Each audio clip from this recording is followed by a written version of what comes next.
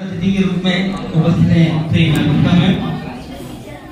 ये मौका है, दस्तूर है और हमारे लिए बड़ा ही सौभाग्य का क्षण है कि हमारे बीच में मान्यवर उपस्थित हुए हैं।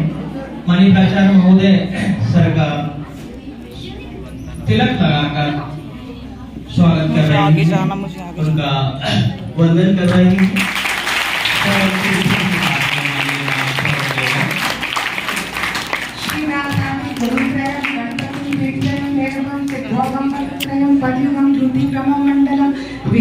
चतुष्षष्टि नवकं वीरावली पंचकं श्रीमन्मालिनी मंत्ररासहितं वंदे गुरोर्मण्डलम्। मन्नाथ श्री जगन्नाथ मद्गुरु श्री जगद्गुरु महात्मा सर्वभूतात्मा तस्मै श्री गुरुवे नमः। ध्यानमूलं गुरोर्भक्ति पूजामूलं गुरुपदं मंत्रमूलं गुरुवाक्यं मोक्षमूलं गुरुकृपा।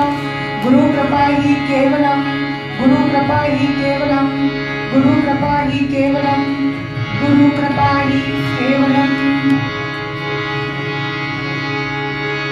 गुरुर्ब्रह्मा गुरुर्विष्णु गुरुर्देवो महेश्वरः गुरुर्साक्षात् परब्रह्म तस्मै श्री गुरुवे